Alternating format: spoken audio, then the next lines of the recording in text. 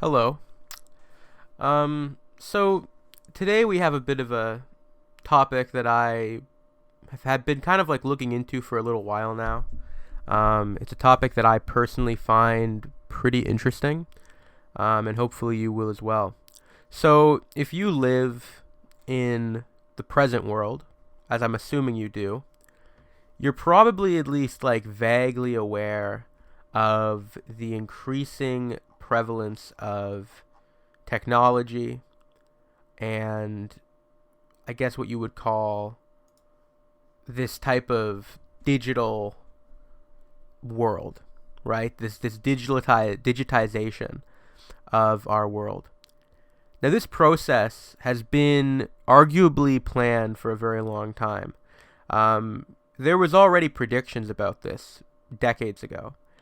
There's kind of like an infamous clip from, I think it was from the 60s in the UK somewhere. And it's like this clip, I'm sure you've seen it on like Instagram or whatever. Maybe you've even seen like your boomer relatives on Facebook posting it. It's a group of children being interviewed about what they think the world is going to be like in the year 2000. And a lot of them talk about computers and the fact that, they're going to be essentially taking over society by that stage in the game. Now, we obviously are now, over, 2 decades removed from that particular year. And in a lot of ways, we can see that it actually ended up being worse than what they could have imagined.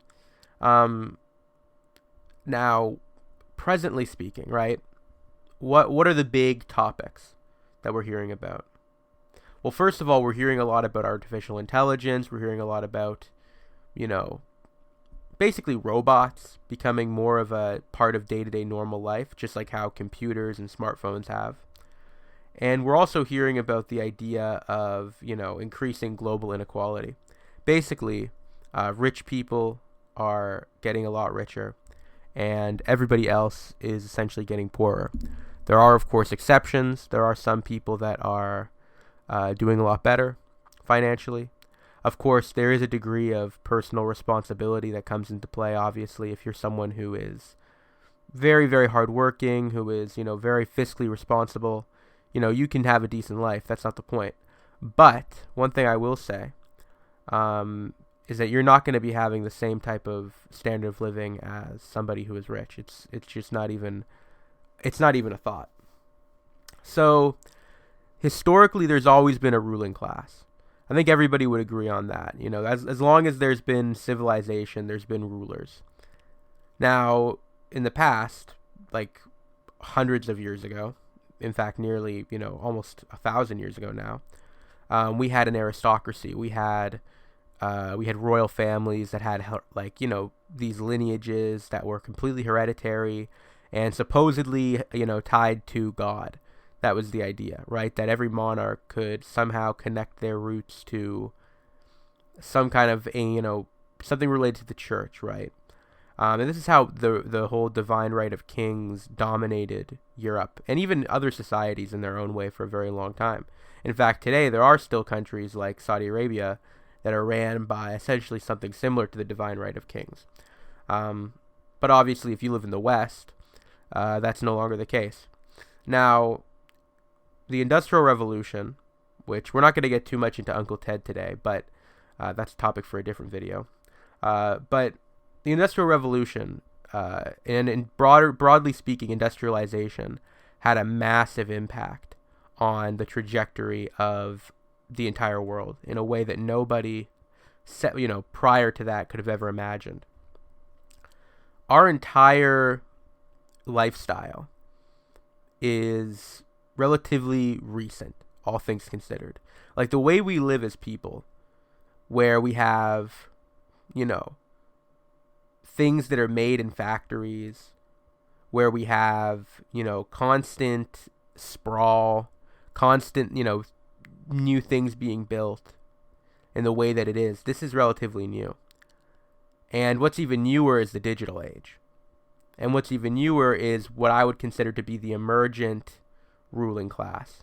Now, the Industrial Revolution created this, I guess you could say, almost like a mercantile class of entrepreneurs, right? Who at the time were considered new money and are now, I guess, considered more like old money. The people that essentially profited off of the massive amount of, cheap labor, raw materials, the perfect storm that existed if you lived in a Western country in the late 19th and early 20th centuries. It was essentially like a perfect system. And, it did create widespread prosperity for the average person, at least for a time, right? At a certain point, it wasn't sustainable in the long run. And this type of extreme wealth very rarely is. Now, there's a group of people that are sometimes called the professional managerial class. There's a book called Leviathan and Its Enemies by Samuel Francis, which is extremely long and dense. I highly recommend it to anyone if you want to kind of read more about this topic. I don't agree with everything in the book, by the way, but I think it's interesting nonetheless, and worth reading. And, the idea was that the professional managerial class who emerged in the post-war era were going to be the successor class to this mercantile class, right, who emerged during the Industrial Revolution. And I think that was the case for a very long time. I think the PMC, as they're sometimes called, even today, they still have a role. But one thing that is happening is this sort of further transitioning of power towards a group of people that I'm going to be calling the tech aristocracy, or the techno aristocrats, or the, technogarchs. I don't know. Basically, these are people like, let's say someone like Bill Gates, right? Or, even someone like Elon Musk, right? These are people that are, extremely wealthy and that have gained their wealth in a relatively quick, short period of time. People that essentially, let's say they emerged within the past 30 or 40 years, though a lot of them have emerged within the past 15 to 20 years. Like, obviously, home computing, that boom was about 40 years ago. It's 30 years ago. 1986, 1985 was when we started seeing people in Western countries and in developed countries, middle-class people being able to afford home computers, which was obviously very novel at the time. And then you have the emergence of smartphones in the mid-2000s, which completely changed society in a bigger way that, really can't be compared to anything outside of the Industrial Revolution. You can look at multiple metrics, and you can see how vastly our society has changed just since the emergence of smartphones around 2007, 2008. And there's another stat that I think it's 2011 or something, when a plurality of people in America owned smartphones. And that's when you see even bigger shifts. Now, I'm a Zoomer. I was born in 2004. So I've essentially lived my entire life in this technocracy. Obviously, when I was a child, it seemed a lot more benign. It seemed more mild. But, there was already signs of it. I mean, the fact that pretty much every job required some, using a computer, using software. It's been like that basically my entire life. You know what I mean? My parents' lives, was a little bit different. They obviously are Generation X. My parents were both born in the late 60s. And even they had, they had to learn how to, use computers and learn how to type and all that stuff for their jobs. Like, this isn't like something that just started yesterday. This has really been the case since the late 20th century.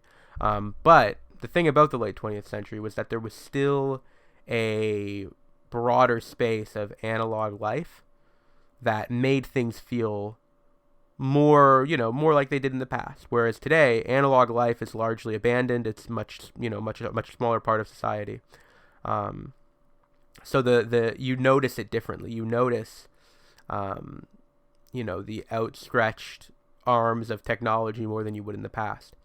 Now, a big topic lately has been AI, obviously, with the emergence of ChatGPT and, things like SoulSeek. And now we're obviously being completely inundated by AI-generated content. Like, if you use any social media at all, you are just constantly being fed this barrage of just junk, right? It's not good, it's not funny, it's not interesting, and yet it's all consuming. People watch it, people engage with it, even if it's ironic. If you've ever been around either a child or an old person, they seem to be, basically enthralled by it. Like, they can barely tell the difference. And that's kind of a scary thought on multiple levels. Obviously, there's like the benign element of like, oh, entertainment will be bad, which it's already been bad for a while. But also just the fact that like reality itself will be different. Like the nature of reality um, is being affected by this in real time, and we don't really know how it's going to turn out. And ultimately, the people profiting from it, like I said, the tech aristocracy, these are the people who are, who were early adopters of AI, probably early adopters of things like cryptocurrency, early investors, early developers, people that got in on, these in these industries early, because now, there is still a lot of emerging opportunities, but you kind of have to get in while you can, right? Unless you're really advanced. But like, for example, if you're like an entry-level programmer, you're basically a bum at this point. You're not getting a job. You need skills. You need a portfolio. Like even just school isn't even enough anymore. You actually need like, you need to actually have shit to show. And that's kind of how the tech aristocracy gatekeeps, right? They're a very small group of people that have, very particular skills. They have very particular backgrounds. They all have experience. They all know each other. And they more or less dictate policy, and they dictate reality, because, now we're getting to a point where the average person doesn't actually know what reality even looks like. Like most people, they couldn't tell you the difference between like a super realistic AI image, like what is it, Nano Banana, I think, and a real image. A lot of people can't, especially if you're like an older person, for example, right? And your eyesight's shitty or whatever. Plus, we're seeing insane costs for things like RAM and computer parts. We're seeing this whole thing with, AI data centers becoming like, castles or forts of this new group of people and their various, knights errant, we could say. That's fucking embarrassing. But you know what I mean. This is a group of people that are absolutely in control.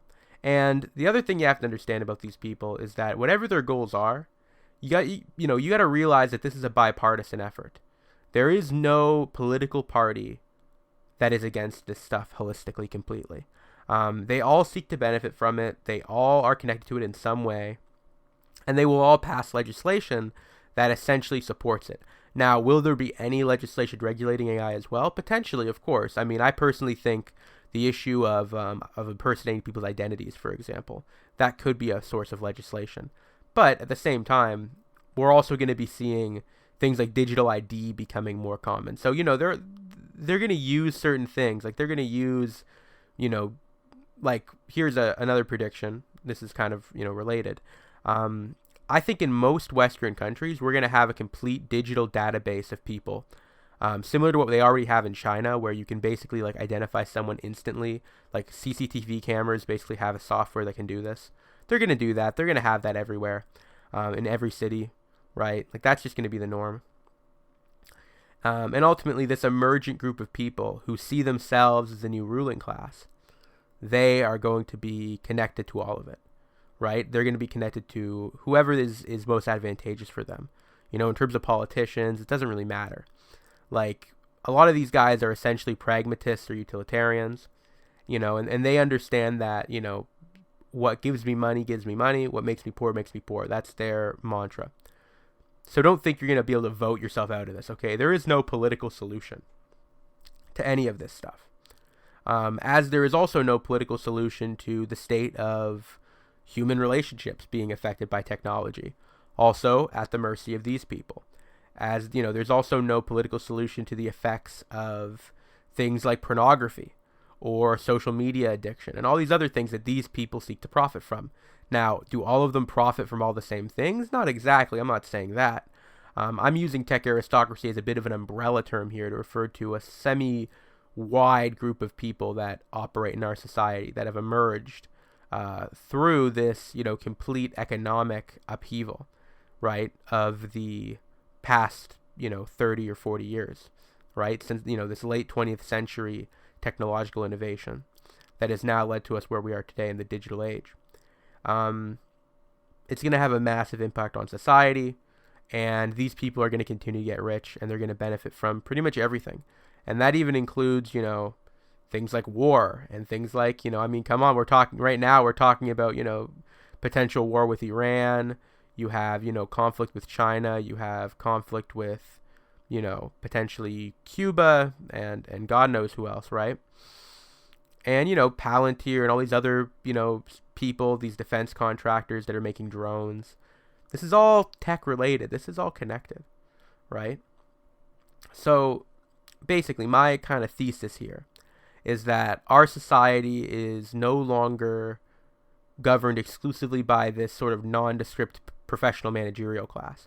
Those people now have to answer to another group of people, which, like I said, is these tech guys who basically came out of nowhere, right? They emerged from Silicon Valley, from the Pacific Northwest, and their successors, of which there are many, are going to essentially live like kings.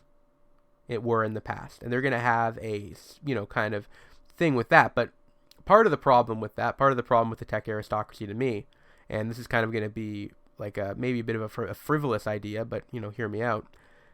The tech aristocracy are going to shape culture, right? They're going to be the patrons of the arts. And if you're like me, you like things like literature, you like music, and art, you're interested in stuff like that. This is kind of like a one example, right? Is like these people are going to be influencing it. And these people don't really have good taste. Like think about how, media kind of sucks now. I know that's a really benign issue, right? All things considered, we're talking about a lot of serious shit. And I'm talking about, oh man, but movies are going to suck. It's something to note, because then you wonder, well, why is entertainment the way that it is? Right? Because, you're a clown if you think they're not going to be using AI in mainstream entertainment. Now, will some people reject it? Sure.